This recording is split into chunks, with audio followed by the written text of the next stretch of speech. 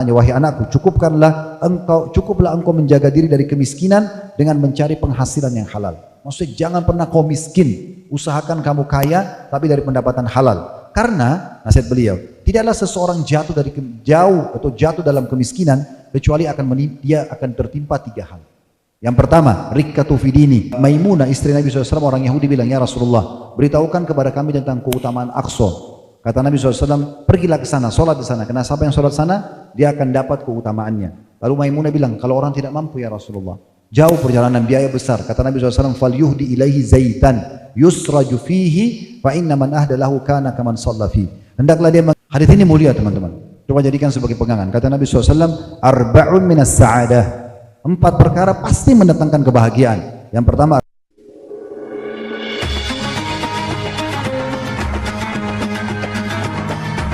yang subscribe, semoga hidup kaya raya, mati masuk surga. Dan Nabi SAW mengatakan, ini perkataan Nabi Yahya AS pada saat diperintahkan oleh Allah menyampaikan kepada Bani Israel dalam riwayat yang panjang, tapi diantaranya, wa amurukum bis sadaqah fa innama mathalu dzalika kamathali rajulin asrahul adu fa awsaqu yadahu ila unuqi wa qaddamu liyadribu unuqa fa qala ana afdihi minkum bil qalili wal katsir fa qada nafsa minhum. Aku juga, kata Nabi Yahya AS, Nabi Muhammad SAW sampaikan ini sebagai pesan juga kepada kita. Aku juga memerintahkan kalian bersedekah karena perumpamaannya seperti orang yang ditawan musuh. Mereka membelenggu tangannya ke leher, kemudian memajukannya untuk ditebas lehernya. Lalu dia mengatakan, aku menebus diriku dari kalian dengan sedikit dan banyak, sampai ia pun menebus dirinya. Intinya sebenarnya ada hubungannya sekali keselamatan kita dengan harta. Bisa sekali, apa saja ya bisa kita selamatkan. Tentu ini ada rincian banyak, tapi ini 42 poin dan masih ada bagian kedua sesi yang harus kita sampaikan ya.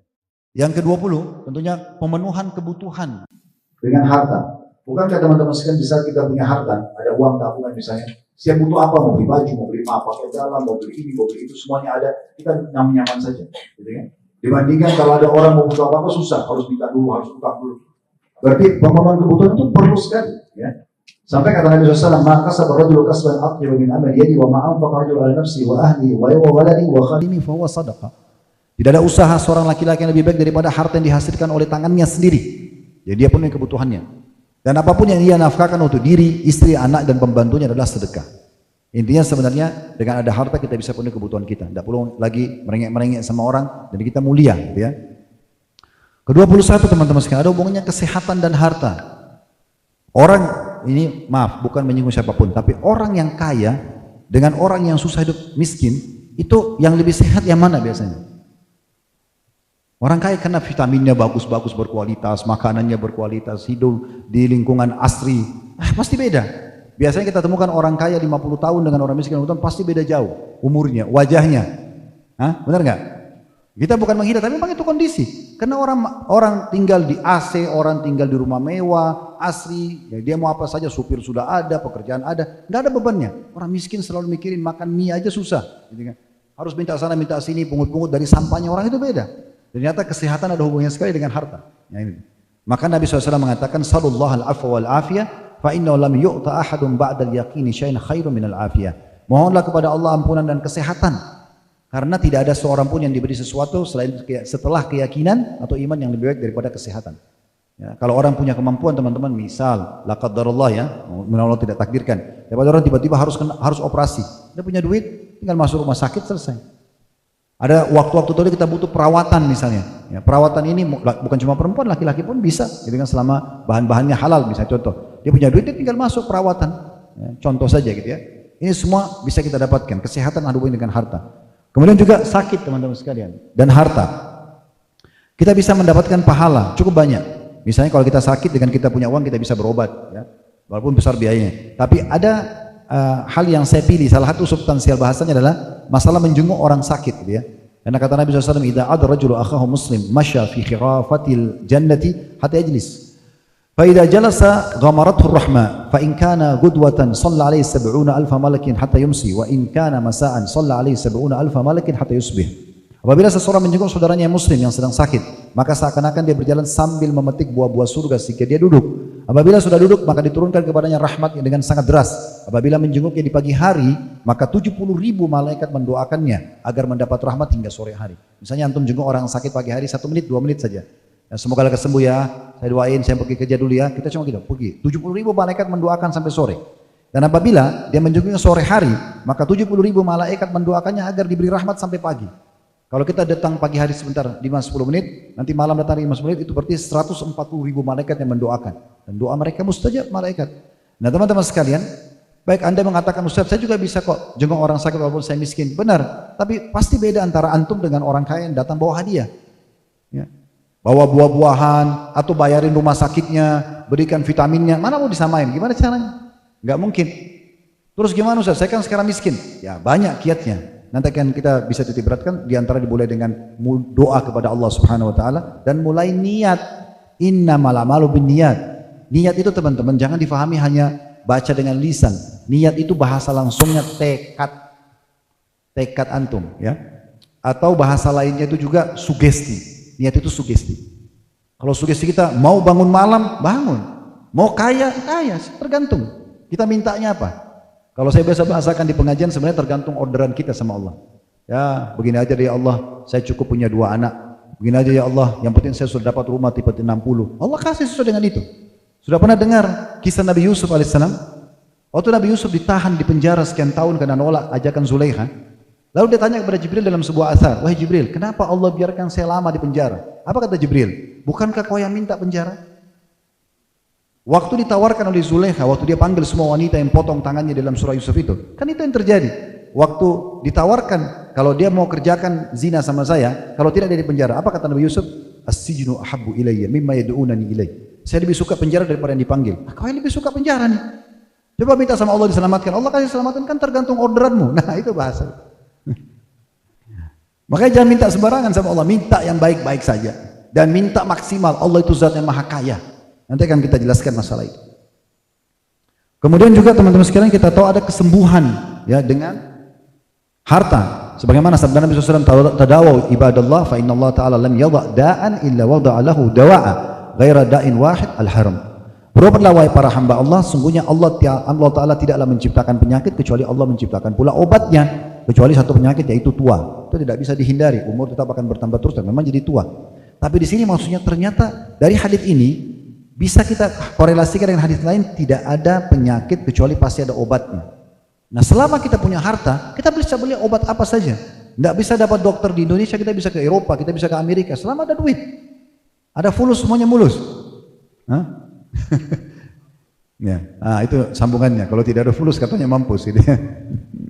Tapi kesembuhan itu sangat mudah diraih dengan orang punya harta. Berapa banyak orang yang menderita sakit karena tidak bisa berobat, tidak bisa biayai dirinya. Selanjutnya teman-teman sekalian, ini yang luar biasa, surga dan harta.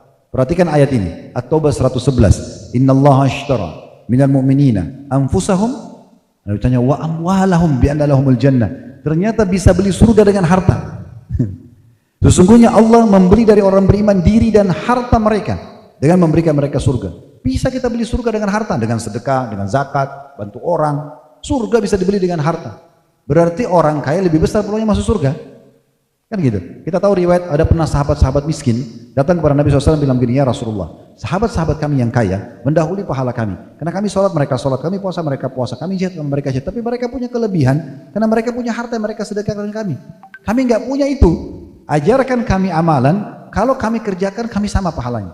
Nabi SAW bilang, bacalah setiap habis sholat subhanallah 33, alhamdulillah 33, Allah Akbar 33. Sahabat miskin amalin. Rupanya sahabat kaya dapat bocoran dia.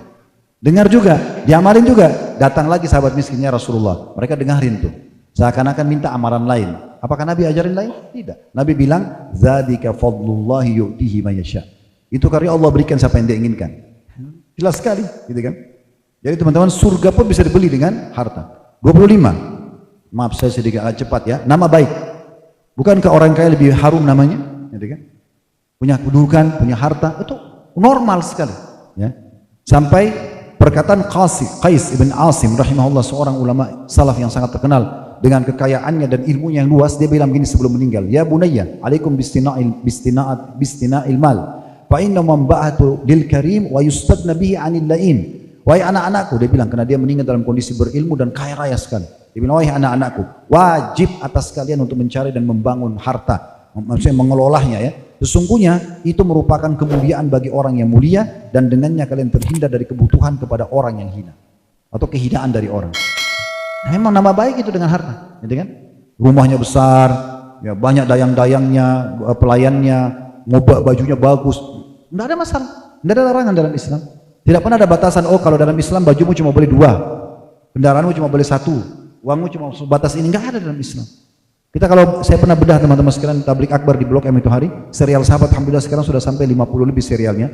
Kita pada saat membahas tentang meninggalnya Abu Bakar, Abdurrahman bin Auf, Utsman bin Affan, Zubair bin Awam, Talha bin Ubaidillah, Sa'ad bin Ubadah, orang-orang kayanya sahabat. Itu kalau kita hitung sekarang waktu mereka meninggalkan uang ratusan miliar bahkan triliunan. Itu harta yang mereka tinggalkan. Tidak pernah Nabi batasi harta mereka, selama halal dan thayyibah silahkan. Namanya harum. Saya teman-teman sekalian, ini mirip-mirip nomor 26, kedudukan dan harta juga. Lebih mudah seseorang mendapatkan kedudukan, ya. Tadi itu nama baik, namanya harum. Sekarang kedudukan dimuliakan juga di masyarakat. Kan biasanya nama baik dengan kedudukan ini kayak satu kesatuan gitu ya. Kapan dia punya kedudukan namanya juga baik. Kecuali dia rusak sendiri, dia korupsi, dia segala macam, itu beda. Apa kata Luqman Al-Hakim? Antum biasa dengar beliau wasiatnya dalam Al-Quran surah Luqman. Sekarang di dalam riwayat, Luqman pernah menasihati anaknya begini, ya bunayya, istagni bil kasbil halal anil faqr. Fa inna maftaqara ahadun qattun illa asabathu thalathu khisal. Riqqatun fi dini, wa dha'fun fi aqli, wa dhahabu muru'ati, wa 'adhamu min hadhihi thalath istighfafun nasu bihi. Dalam sebuah riwayat diceritakan Luqman Hakim berkata kepada anaknya, wahai anakku, cukuplah engkau menjaga diri dari kemiskinan dengan mencari penghasilan yang halal. Maksudnya jangan pernah kau miskin, usahakan kamu kaya tapi dari pendapatan halal. Karena nasihat beliau, tidaklah seseorang jatuh dalam kemiskinan kecuali dia akan tertimpa 3 hal. Yang pertama, rikkatu fidini, lemah agamanya. Dengar di Indonesia orang pindah agama karena Indomie, karena sembako, miskin. Makanya kata Nabi SAW, kada al-faqru an yakuna kufra. Hampir saja atau bisa saja kefakiran membawa pada kekufuran. Orang jual agamanya untuk itu. Lemah agamanya orang miskin itu. Kalau orang kaya susah. Mau dibeli dengan apa agamanya? Kecuali dia sendiri yang rusak. Tapi orang kaya muslim susah dimurtadkan. Gimana caranya? Mau dibeli apanya? Ya. Kemudian yang kedua, dikatakan da'fu fi akli. Orang pengangguran teman-teman. Orang miskin banyak pengangguran di pinggir pinggir jalan, kerjanya main catur aja tiap hari. Enggak ada satu perubahan. Itu lemah akalnya. Enggak bisa kita ajak diskusi. Orang yang terus berpikir maju dan berkembang, itu kan sering hadapi permasalahan, otaknya berjalan. Kuat pemikiran dia tuh. Sering hadapin konflik permasalahan, manajemen konflik ini gampang dipecah sama dia. Tapi kalau orang yang pengangguran enggak bisa. Susah berpikir karena tidak terbiasa diasah otaknya. Ini nasihat Luqman. Yang ketiga, juga tercoreng kehormatannya. Biar dia tampan, biar dia cantik, begitu dia miskin orang anggap remeh. Langsung dipandang orang dilihat. Itu manusiawi. Tentu kita tidak boleh sebagai seorang muslim anggap remeh orang. Tapi manusiawi sekarang orang lihat, oh ini orang miskin. Atau dia datang ke satu komunitas, semuanya orang pakai mobil Mercy, dia pakai sepeda. Orang nggak akan lihat. Itu manusiawi. Dan dia salah datang ke komunitas itu. Tapi memang begitu. Zahabu muru'atihi. Kemudian kata beliau, dan lebih besar daripada itu lagi adalah dari 3 ini, manusia mulai meremehkannya. Nah, ini kata Luqman Hakim di poin nomor 26. Baik, selanjutnya 27, awet muda dan harta. Tadi sudah kita singgung sebenarnya. Ya. Iya, nah ini istilahnya Pak Ridwan glowing nih. Ingat hadis ini mulia, hadis riwayat Tirmidzi dan An-Nasa'i. Hadis ini sahih. Inna Allah yuhibbu an yura atharu ni'matihi ala abdi. Sesungguhnya Allah suka melihat tampak bekas nikmat Allah pada hambanya. Allah mau kita pakai baju bagus, berpenampilan berseri-seri, wangi. Memang begitu. Hadis lain, Inna Allah jamilun yuhibbul jamal. Allah sempurna, indah, rapi, bersih, suka semua itu. Kita kalau baca tentang surga, apa yang jelek di surga? Bidadarinya cantik, wildan itu hurun in, wildanun mukhalladun. Bidadarahnya kalau kita tampan seperti mutiara yang bertebaran, taman-tamannya semua bagus, istananya mewah. Apa yang jelek di surga? Enggak ada. Itu target utama kita masuk di sana. Di dunia, Allah buat juga kita semua suka dengan rapi. Kenapa teman-teman? Saya adakan survei di Jakarta. Di weekend itu, hotel-hotel Jakarta banyak yang habis. Kita susah cari kamar. Yang tinggal siapa? 90% orang Jakarta. Kok bisa? Rumah Jakarta pergi ke hotel. Apa yang dia beli? Suasananya. Kerapiannya, kebersihannya. Itu memang begitu. Jadi nikmat itu terlihat. Orang pengen. Saya pernah berbagi sama istri saya masalah menata makanan. Nah, kebetulan juga Allah mudahin kami punya restoran. Kalau nasi, apa kelebihannya restoran sama rumah? Sama-sama. Anggap bumbunya sama, nasi goreng sama, apalah semua garnish segala macam sama. Tapi penataannya, Di rumah mungkin main ambil saja, taruh di piring, berantakan segala macam, telurnya di mana-mana, acar di mana-mana. Tapi restoran cuma pakai kop aja itu, dibuat bentuk aja, garnish sedikit rapi. Ini jadi 75.000 nih. Orang beli itu, gara-gara itu tuh penataan aja. Itu seperti itu. Jadi kelihatannya bekas-bekas nikmat itu rapi, bersih, itu buat menarik. Nah, orang-orang yang punya harta itu menarik orang melihatnya. Biar dia kurang secara paras wajah, tapi karena bajunya bagus, kaya, sepatunya bagus, turun dari mobil mewah, langsung pandangan orang luar biasa. Ini diantaranya. Baik, selanjutnya yang 28, pahala dari hewan. Kita bisa mendapatkan pahala dari hewan-hewan. Tentu ada sunnah Nabi SAW. Kita tahu hadis Bukhari tentang meminumkan, orang yang meminumkan anjing dan masuk surga, pezina yang memberikan ini dan itu masuk surga ya.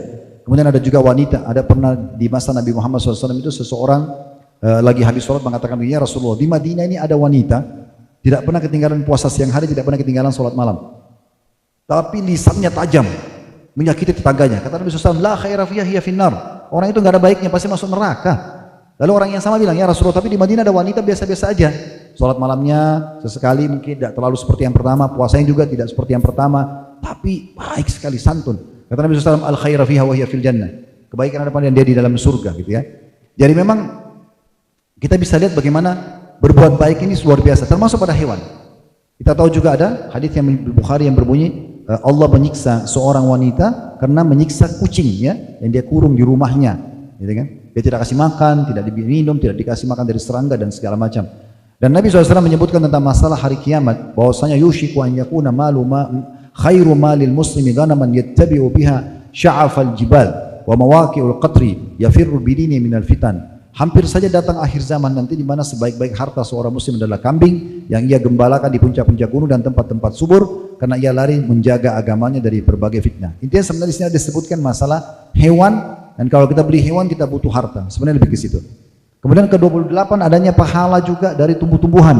Termasuk sunnah Nabi SAW adalah menanam tumbuh-tumbuhan. Kita tahu ada hadis Jabir radhiyallahu anhu yang berbunyi, dakhala Nabi SAW ala ummi Ma'badin ha'itan faqala ya umma Ma'badin man garadha hadzal nakhl amuslimun am kafir faqalat bal muslim qala fala yagrizul muslimu garzan fa ya'kula minhu insan wala dabba wala thair illa kana lahu sadaqatan ila yaumil qiyamah. Nabi SAW memasuki kebunnya Ummu Ma'bad radhiyallahu anha, seorang sahabiat, lalu beliau berkata, wahai Ummu Ma'bad, siapa yang menanam pohon kurma ini, seorang muslim atau orang kafir? Kata Ummu Ma'bad, seorang muslim. Kata Nabi SAW, tidaklah seorang muslim menanam satu tanaman lalu dimakan oleh manusia, hewan atau burung, kecuali hal itu akan menjadi sedekah baginya hingga hari kiamat. Intinya ada sunnah Nabi, bisa mendapat pahala. Ini kalau program pemerintah penghijauan misalnya. Nah ini penanaman pohon-pohon gitu ya. Ini semua teman-teman sekalian akan ada pahalanya sendiri. Ada pahalanya sendiri dan itu juga butuh harta. Kemudian juga pahala dari air.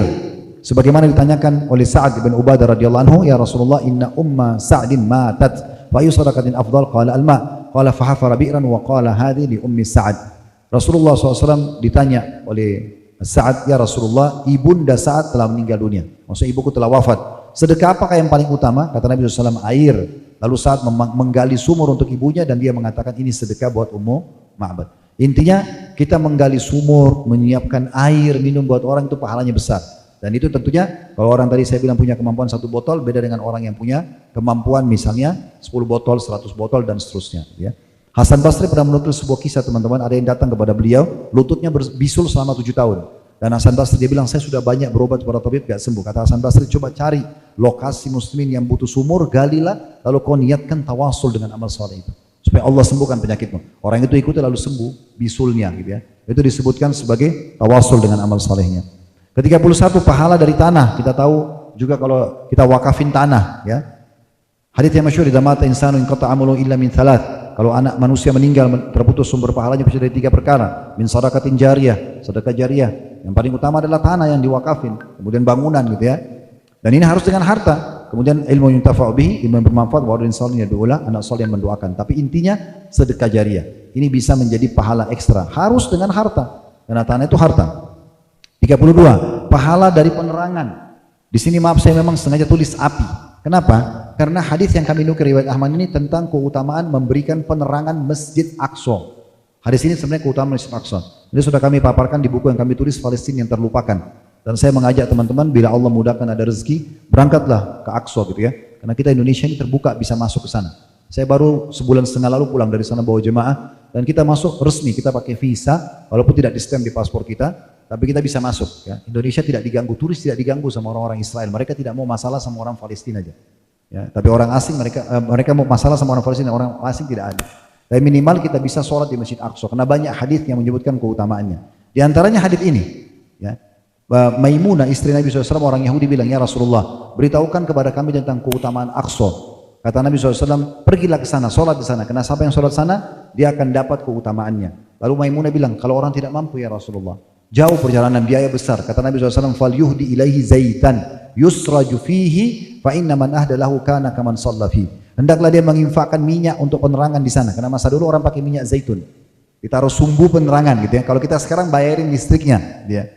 Karena barang siapa yang memberi minyak untuk penerangan di dalam Masjid Aqsa, maka sama dengan orang sholat di dalamnya.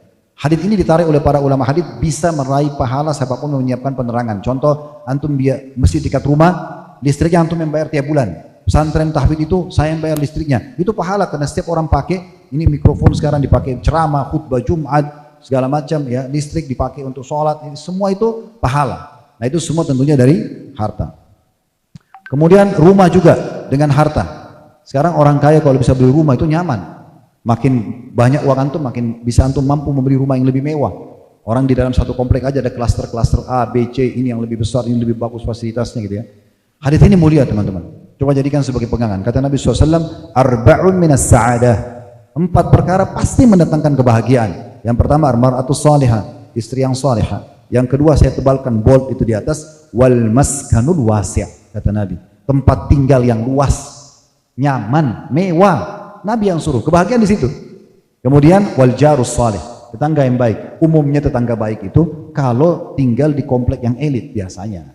Biasanya orang-orang lebih berpendidikan, biasanya gitu. Tidak ada preman dalam komplek biasanya. Allahu alam kalau premannya modern. Kemudian wal markabul hani, tunggangan ya, yang nyaman, kendaraan yang nyaman. Kalau kita sekarang mobil, motor yang bagus. Ini Nabi yang bilang. Wa arba'un minasyaqa, ada 4 termasuk kesengsaraan. Disebutkan al-jarusu, tetangga yang buruk, komunitas preman, orang-orang yang ugal-ugalan, tidak berpendidikan.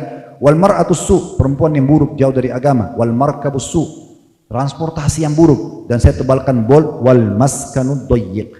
Nabi yang bilang, rumah yang sempit itu penderitaan. Jadi kita harus memang targetnya rumah yang besar. Mubadir Ustaz, tidak mubadir. Tidak mubadir, kenyamanan antum buat, gitu kan?